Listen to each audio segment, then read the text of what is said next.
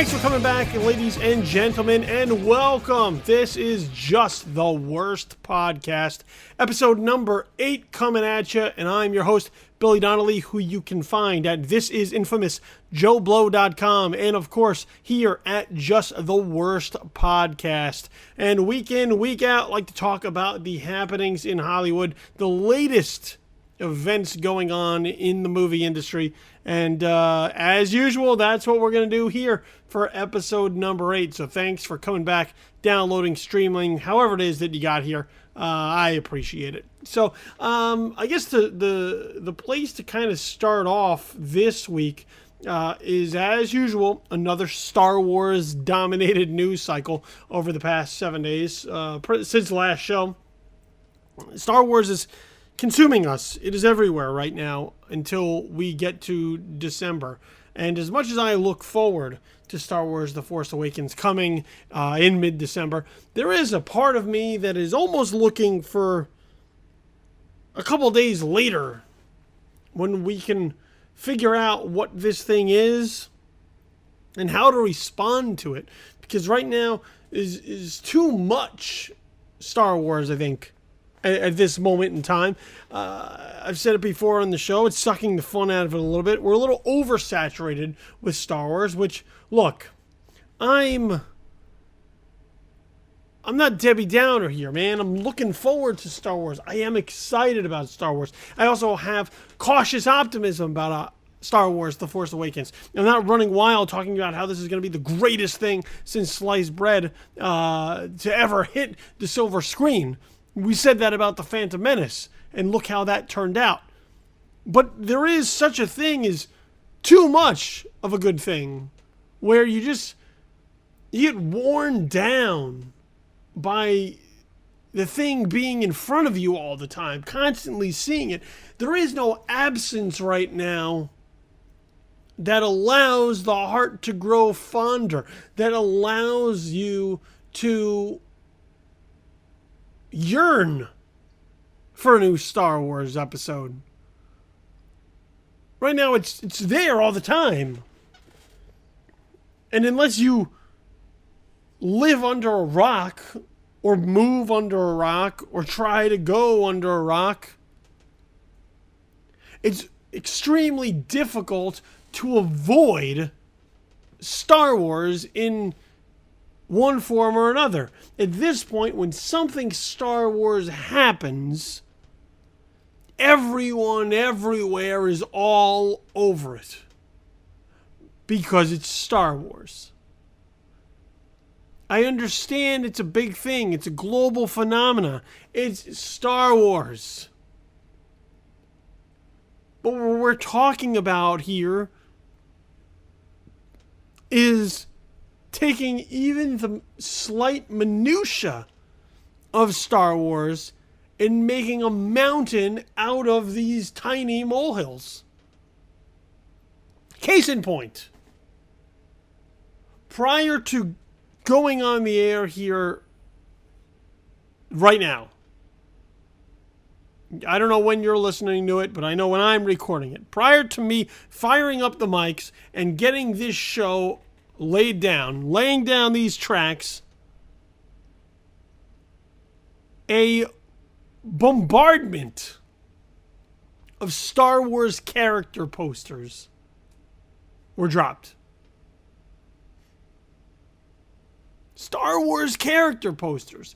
Posters that essentially say, Star Wars The Force Awakens is coming on December the 18th, with a new poster for different characters. And we've seen this for other large franchises before. The Harry Potter films, character posters. The Hunger Games films, character posters. I believe we got them for the Twilight films. We've had them for these massive films before. However, it's only for Star Wars do then people just overanalyze them once again as far as what do they mean What do these posters tell us? Nothing. That's the answer to that question. Nothing. They tell us nothing.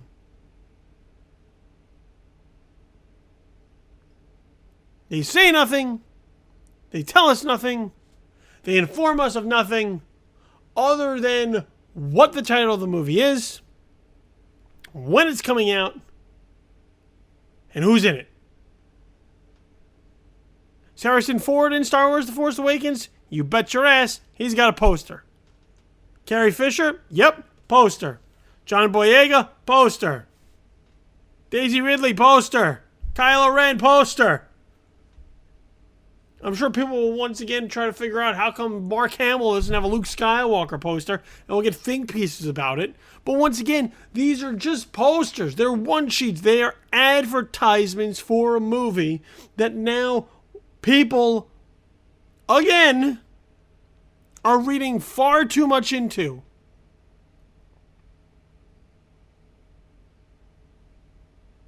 And people contribute to that by needing every piece of information possible when it comes to Star Wars. So somebody goes, what do these posters tell us? And they go, I don't know. Hopefully it's something. I got to find out because I need to know. We don't need to know everything.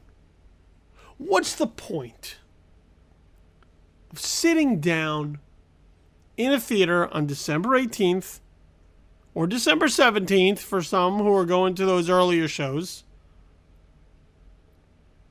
and knowing everything you possibly can about what's going to be shown on that screen before you see it? Isn't that why we're excited about December? Because we're going to get to see something new. We're going to see something fresh. We're going to see something that we don't know about yet. A new story. A continuation of old stories. Where are these characters that we once loved? Where are they now? At what point in their life are they at? New characters. Who the hell are they? How do they fit in? The galaxy. What state is it in following Return of the Jedi? What is the aftermath of the original trilogy? These are questions that I would like to have answered in December. Not in the beginning of November via my speculation over a character poster.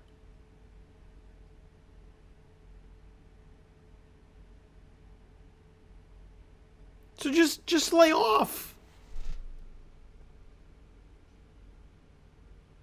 Every time something new Star Wars drops, your head doesn't have to explode.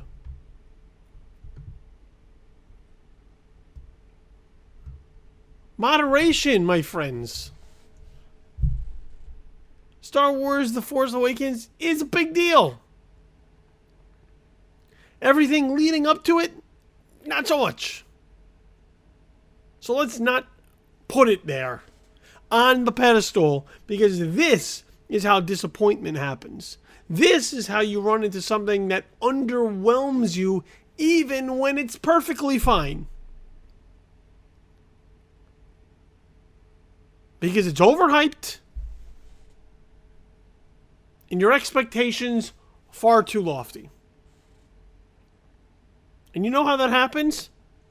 By making a big goddamn deal about character posters. It's not the way to go. Not at all. So just chill. Just a little bit. You'll be better off, I promise you. You want to make a big deal about something else? I'll tell you what you make a big deal about. Daniel Fleetwood. Make a big deal about him. Put your energy and your effort into helping this guy. If you haven't heard, there's a story that's been circulating the last couple days. Daniel Fleetwood is a huge Star Wars fan.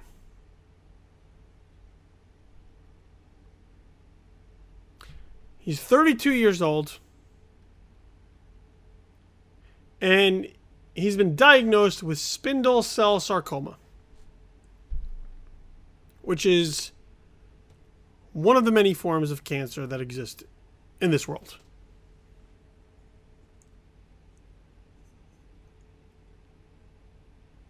In July,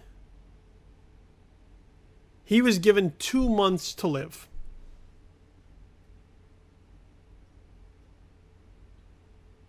He is terminally ill. And he has already outlived their prognosis for him. Their prediction for the short amount of time he has left on this earth. And he's trying to make the most of it. Spending time with friends. Spending time with family. Trying to maximize the little bit he has left.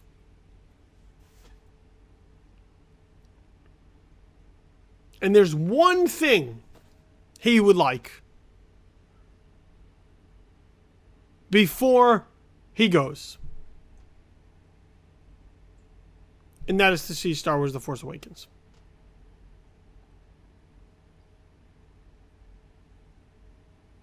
This guy's dying wish, essentially,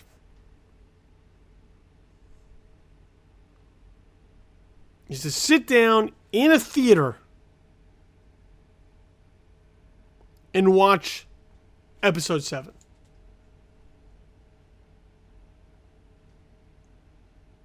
To have the chance to sit, once again, knowing as little as possible, and before he goes, experience the magic of a new Star Wars.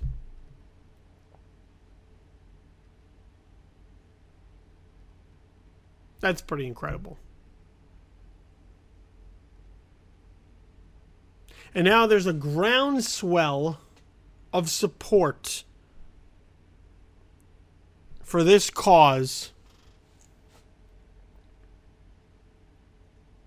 to try and allow for Daniel Fleetwood to see Star Wars The Force Awakens. I believe John Boyega has tweeted support for this. Mark Hamill has tweeted support for this. They believe that given Daniel Fleetwood's condition, given the close and supportive community that exists around Star Wars, it's the right thing to do. And it is. You don't have to convince me. There's a few higher people up on the chain that are apparently going to need to be convinced. Starting with the higher-ups at Disney, the higher-ups at Lucasfilm, and J.J. Abrams.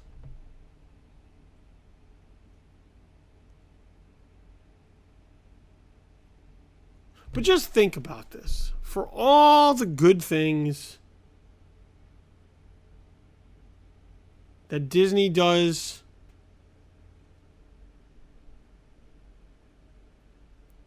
for sick kids, sick families, that J.J. Abrams have done towards, I believe, cancer research.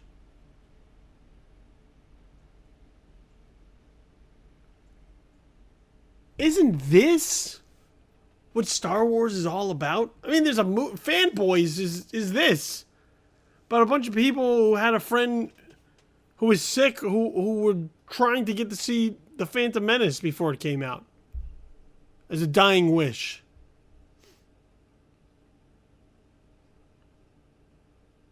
Isn't this what Star Wars is about? It's about just sharing something special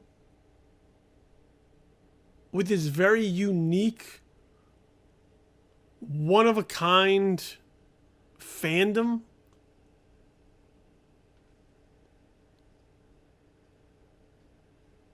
This guy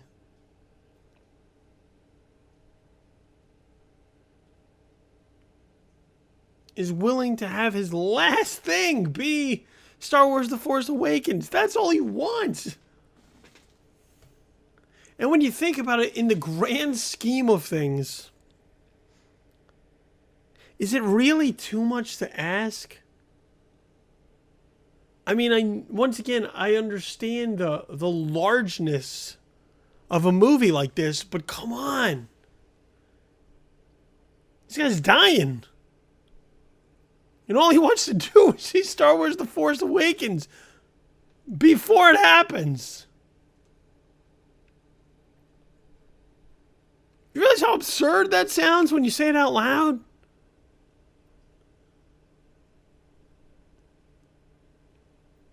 But how passionate that just goes to show how Star Wars fans are.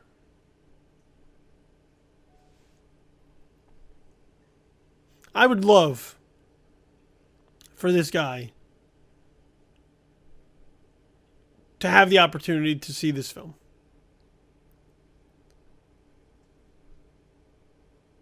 To share it with those who are closest to him, who'll be able to have this memory of him long after he's gone. To be able to look back always and attach Star Wars to that good, amazing time they had with their friend, their family member. And I don't know how Disney or Lucasfilm or J.J. Abrams can say no at this point. Unless it's not finished.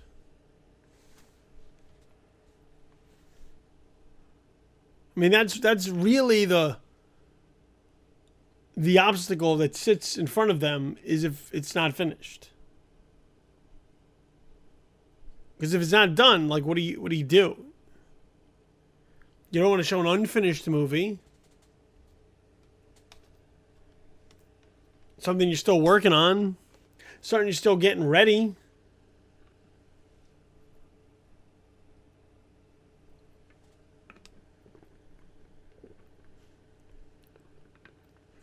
So you're in a tough position here. And look, I feel for this guy. I would love to see this guy have this moment. I don't think it's too much to ask for. I mean, sure, to other Star Wars fans, it's a big deal. Come on. Life has dealt this guy a pretty shitty break. I think he could use a little love on this one. Could use a little Star Wars. Use a little happiness. Use a little joy. Use a little smile on his face. And I hope they can make this happen for this dude. Because, come on, when your dying wish is to see a new Star Wars before you die, there are bigger things you could have asked for when you really think about it. And just for this guy,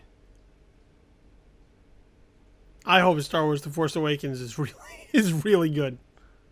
I mean, I hope it's good now. I hope it's good enough. Because you imagine, like, using up your dying wish on, like, a disappointment? Like a bad film? Like, just think of all, like, the bad films that you've seen, that you were excited for, that you were looking forward to, that you were anticipating. And, like, just imagine that you're told, like, you're terminally ill, you don't have much time left, and your wish is to see this thing that you were super excited about before you go. And then you see it, you know, like the Green Lantern or something, and you just feels like a punch in the gut. Like, ugh, what was I thinking? Why did I do that? So stupid. Then you go to the grave, like, feeling like shit. So come on, Abrams. Step it up. Make sure it's good. Make sure it's ready. Get this guy the movie.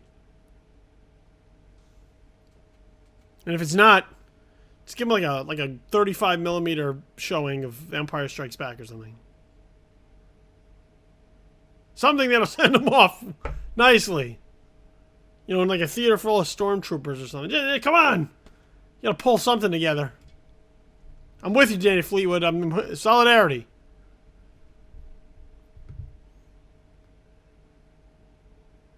And this podcast may only be good for a few things, but even if it just brings a little bit of attention to your cause, I feel like it will have been worth it. So good luck, man. Good luck. We're all with you on this one. May the Force be with you. Yeah, like how I did that. Some other Star Wars things that have been cycling around is the Star Wars The Force Awakens novelization has been delayed until January. Let me rephrase it. The hardcover novelization has been delayed 3 weeks until January the 5th. In order to protect the story and make it damn near impossible for any spoilers or any pages to get out into the world and ruin December 18th. See, this is Daniel Fleetwood's uphill battle. Is that they are so careful about this thing that they were willing to take the hardcover book and shelve it for 3 weeks to make sure no one knew shit when December came around. Now you can get your hands on the ebook. The ebook will be available on December the 18th. So on release day, you can go and get the ebook novelization if you really want it that badly. Because they can handle those much easier. Those aren't going to leak. At that point, very few people, like the writer, will know what will have happened. Maybe a couple others.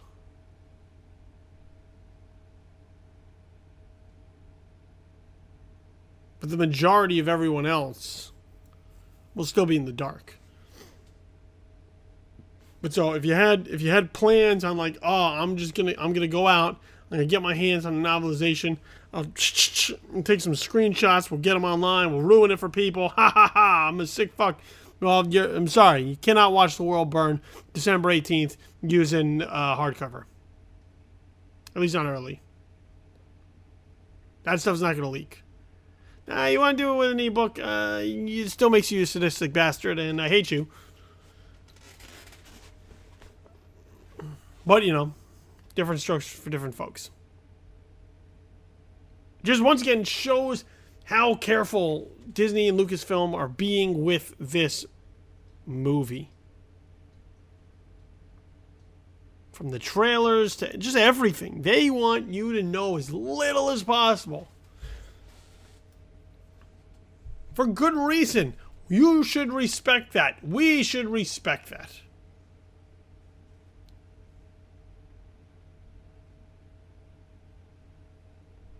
Let it come together in December. This is the way movies are meant to be viewed. By being viewed. So let's view them. And stop trying to be smarter than the movie before we even sit down to see it. Because there's no way to watch a movie. Just none at all. Alright, one other piece of Star Wars information to talk about. And this is this rumor regarding Slave Leia. There is rumblings that Disney is pulling the plug on the use of Princess Leia in the gold bikini from Return of the Jedi in any and all future Star Wars merchandise. So this comes from J. Scott Campbell, who's a comic book artist, has done some work with Star Wars comics in the past.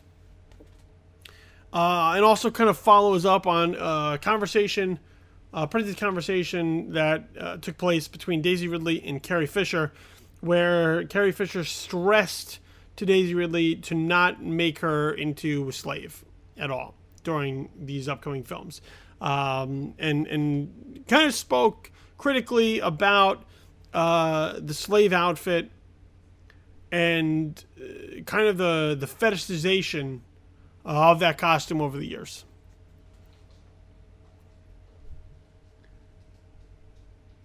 So, J. Scott Campbell remarks in a Facebook post, a Facebook conversation, and it's now circulated publicly, saying, quote, Daisy Ridley won't have to fight against anything. Disney is already well on its way to wiping out the slave outfit from any future products, period. You will not see any future merchandising featuring the slave outfit ever again. Trust me. I've heard it from 2 sources. We can't even draw Leia in a sexy pose at Marvel, let alone in that outfit.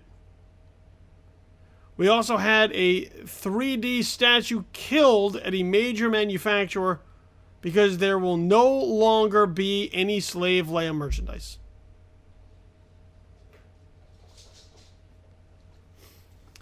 And look, I know we're in a different time right now where everyone is sensitive about everything. Everybody's trying to shelter everyone from everything. We had this guy not too long ago who took his kids into Toys R Us and bitched and complained about the Slave Leia Black Series Hasbro figure. And what does it mean and what does it stand for and how he shouldn't have to show his kids this or explain about it, even though the movie that it is in regards to has existed for over 30 years. It's a pretty iconic look and costume that exists from a pretty iconic series of movies. I mean, we're talking about people overanalyzing Star Wars character posters. It's for the reason that Star Wars is Star Wars. And the Princess Leia in the gold bikini outfit has been something that has been around for a really long time. And I don't believe that it started out with any type of ill will or ideas of sexualization or fetishization. I don't think when Return of the Jedi was conceived that they said, how do we make Princess Leia sexy?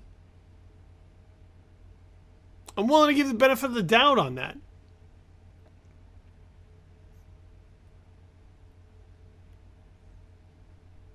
I think they said, what would make sense for a character being held captive, a female character being held captive by the gangster Jabba the Hutt, what would make sense for them to wear?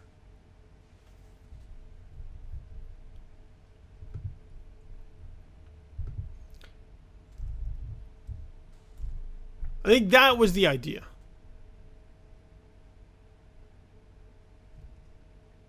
And if you remember, I mean, it's not to that level, but if you remember, Ula, who is the previous dancer for Jabba, prior to being fed to the Rancor, maybe he doesn't wear something to the full extent of Princess Leia's golden bikini, but does wear something that's not exactly covering everything. Little exposed, somewhat scantily clad, I guess.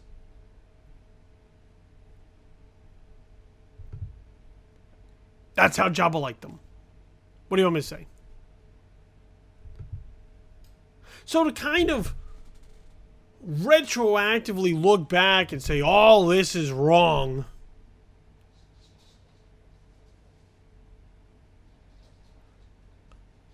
I think, you know, we're in this politically correct time where we want to try to prevent anything like this from existing. And could you do that outfit now without being heavily criticized for being somewhat misogynistic?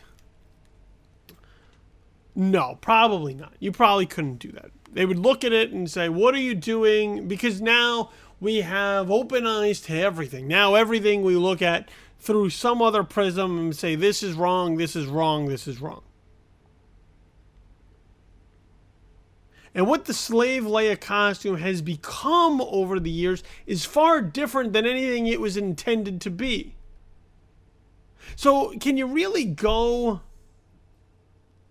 and try to rewrite history because of what the fans have turned this outfit into,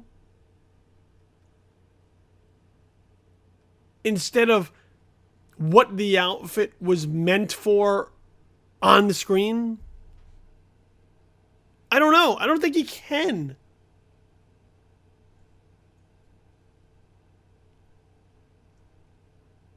Like, just because we live in a different time doesn't mean looking back at previous times has to be so difficult now that we have to literally micromanage reaction to everything that used to exist. You look at things that took place in the 50s and the 60s and the 70s and the 80s. There were different times. There were different times.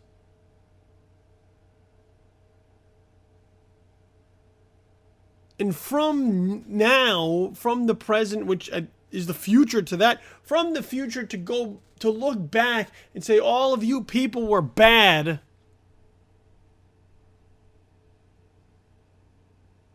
it's foolish. And it's a waste of time. It's just the outrage machine trying to churn something else out for people to get excited and mad about.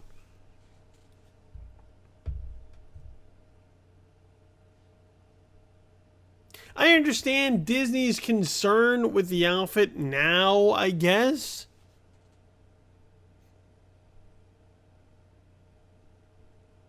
But what else are you going to do? Are you going to create more Princess Leia stuff, period? More Princess Leia merchandise? More Princess Leia action figures?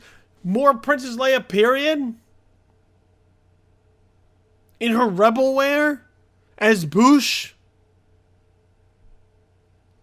In her white dress from A New Hope? What are you going to fill the void in with?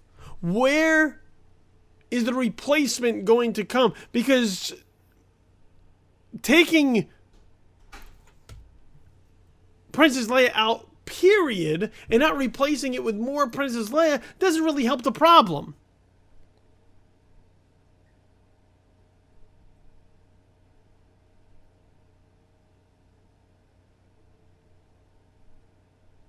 You know, what happened with this outfit is that at a time when Star Wars was hot, a big portion of your fan base were young men coming into puberty, tapping into their hormonal instincts, and seeing Carrie Fisher looking amazing in Return of the Jedi and getting so excited about it. Getting aroused by it. It's just the nature of the beast.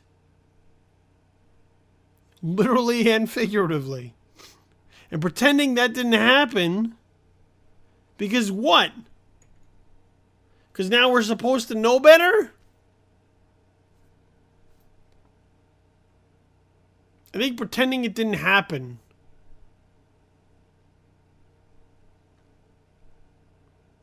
I think that's the mistake. You want to have a conversation about it? About the true intent of the outfit? And Jabba the Hutt's motivations toward making her wear it? That's where you have something. Work with that.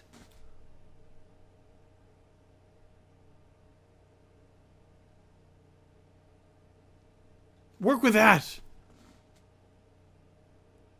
Because just sweeping things in the rug and saying, oh, that was bad, let's pretend it never happened. It's not how we learn from our mistakes. It's not how we learn from anything. We can't just dig our heads in the sand all the time and pretend the thing that we didn't like or the thing that people should have known better about at one point didn't happen.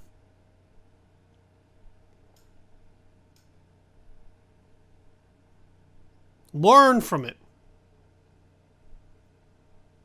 That is progress. That's how you move forward. It's not just closing your eyes and hoping it goes away because you ignore its existence. That's not the way it's done. Speaking of things that may not be in existence anymore, some trouble brewing on Neill Blomkamp's Alien sequel. Alien 5 or whatever it is that they're calling this thing.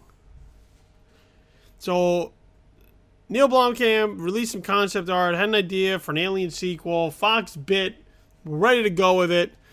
He's got Michael Biehn involved. Sigourney Weaver is supposed to come back as Ripley. There's lots of stuff that are supposed to come through with this. Except Ridley Scott is still holding on to the idea of doing Prometheus 2. In fact, he's doing it. He's supposed to shoot it at the beginning of the year in 2016.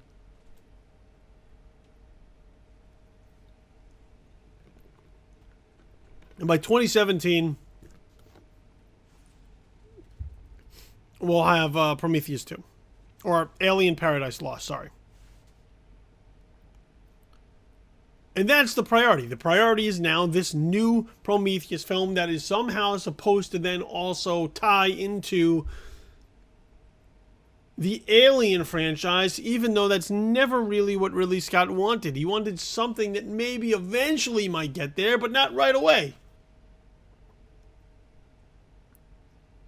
So Alien Paradise Lost took priority, and Neill Blomkamp's film has to sit on the shelf until Ridley Scott figures out what the hell he's doing. So earlier this week, Neill Blomkamp takes to social media, to Twitter, to kind of lay out what's going on here. And he says, Alien is kind of holding pending Prometheus 2. So I shall be working on other things. As much as I love the Xeno and Lieutenant Ripley. And I think the problem here is that now, who knows what's going to happen with this movie? Blomkamp's going to go off and work on something else. And if the interest is still there, if the passion is still there, if the fire is still there to do another Alien movie, he will.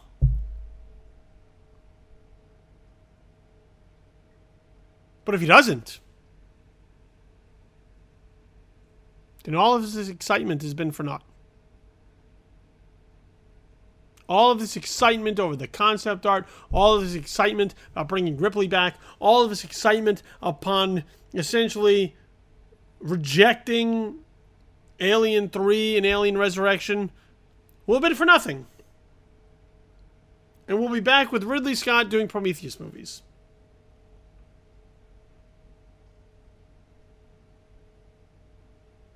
Now, the flip side of the coin is that following District 9, the bloom is a little bit off of Neill Blomkamp's rose. What we were once excited for, we're not as excited for anymore. Having seen Elysium, which is just okay, and Chappie, which is pretty bad. See, this is what happens when you peak so early. The only way to go is down. And it doesn't help that he made 2 lesser films after making something that's really quite great. That doesn't mean people who aren't still excited about him hopping into Alien. But I can almost guarantee you, if Elysium and Chappie were huge monumental hits over at Sony, Fox would have told Ridley Scott to please go work on something else so they can get Alien 5 rolling.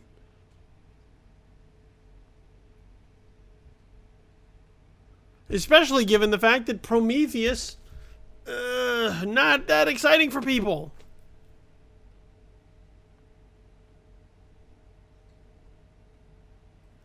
So if you had your heart set on Neill Blomkamp taking over Alien, you're going to have to shelve it. And hope that he can come back to it.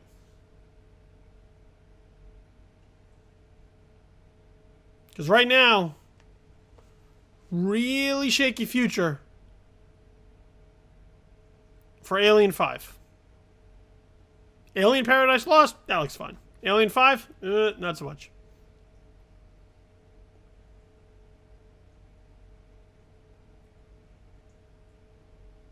Couple other movies, though, are coming together. Bad Santa 2, happening now. For sure. Definitely. Miramar and Broad Green Pictures have come together. They're going to co-produce and co-finance a Bad Santa 2. Billy Bob Thornton, back! Returning as Willie T. Stokes, the worst Santa ever. Tony Cox, who played his partner Marcus, coming back. Brett Kelly is Thurman Merman, coming back. And Mark Waters, best known for Mean Girls and Freaky Friday, will be behind the camera to direct this. Now, I don't know what kind of story they're going to tell. I hope that Billy Bob's character is not some kind of reformed good soul at this point. I hope like hell he's still just a mean, nasty asshole like he was. Because that's what makes Bad Santa Bad Santa. And if we can get Thurman Merman back with his sandwiches, it'll be glorious.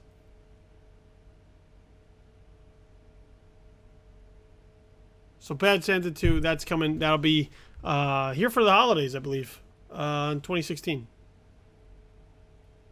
Another film that's coming together, which I find interesting, is sort of a reboot on Ocean's 11. So a reboot to a remake, I guess.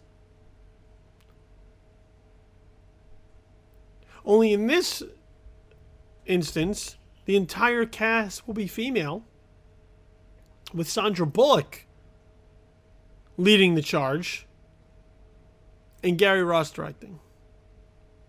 And immediately after this thing comes up, we hear criticism about, it's all female, and they're just gender swapping, and I don't understand where this criticism comes from. Anytime a movie is going to be built around females. Female leads, female characters. The only reason it gets presented this way, this is how the press wants to present it. They need to simplify it for people by saying, oh, look, it's all female. Rather than say, well, here's just the movie, here's the cast. The cast just happens to be filled with females. Instead, they have to call it all female. When the new Ghostbusters was announced, they didn't come out and say it's the all-female Ghostbusters. It was just Ghostbusters that happen to have a female cast. These labels are put on it. And people make a big deal out of it because for some reason, anytime we have movies built around female characters, guys look at it and they go, oh, what's that? I don't know. I can't go see that.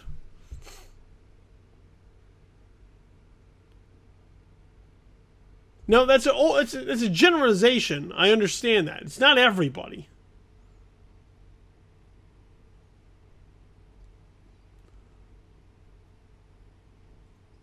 But it's enough. Some people just will not see a movie with female characters at the centerpiece. They look at it and they say, that's a girl's movie.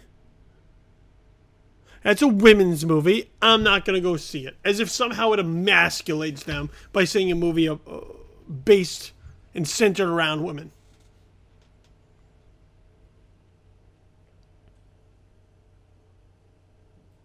I don't know what to do with that.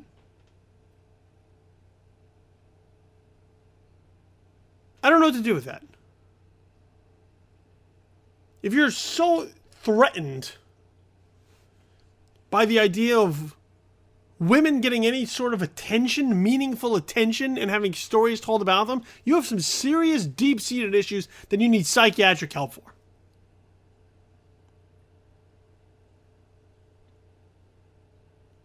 And this idea of gender swapping everything, or that everything is being gender swapped, is also foolish. Maybe it's just an idea of, let's take female characters and build it around them.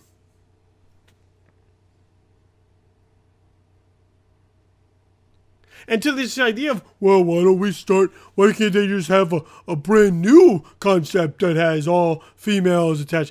Because people don't go see that either.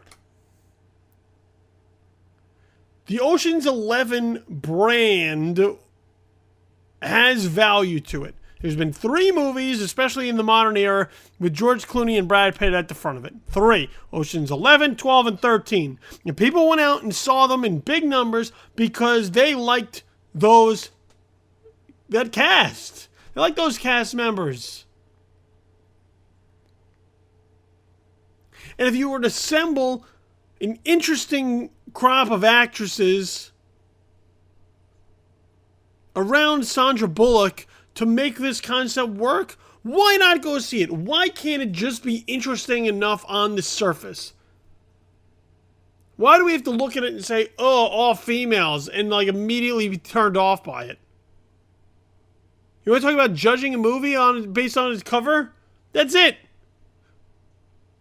Instead of maybe looking at it and seeing whether or not it works for you, immediately there are people who will write it off solely because it has females at the top of the line.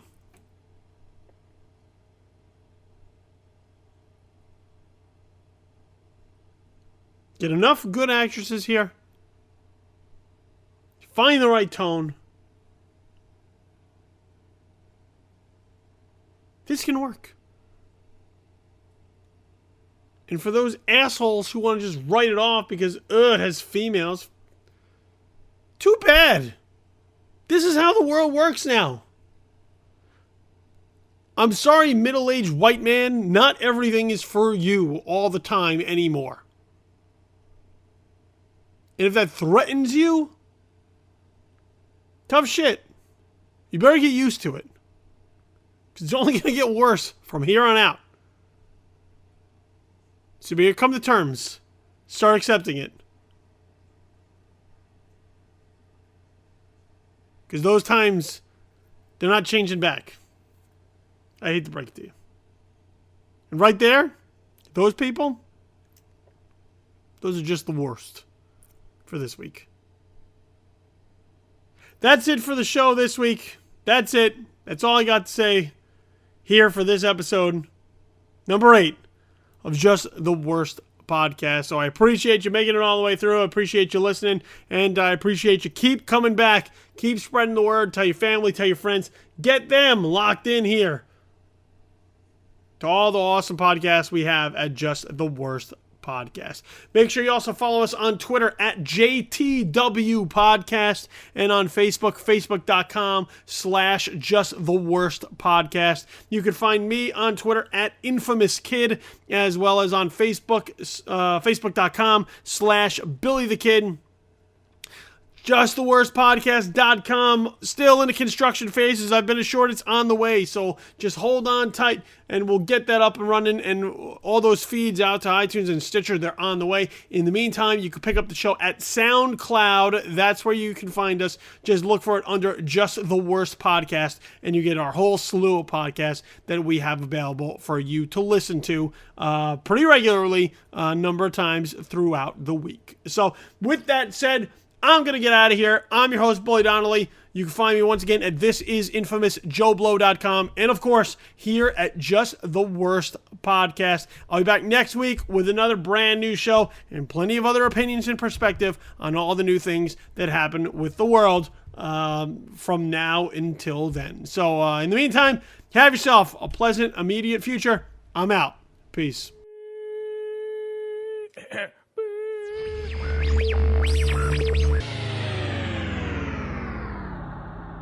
Just the Worst Podcast, episode number 8, has been a presentation of Just the Worst Podcast.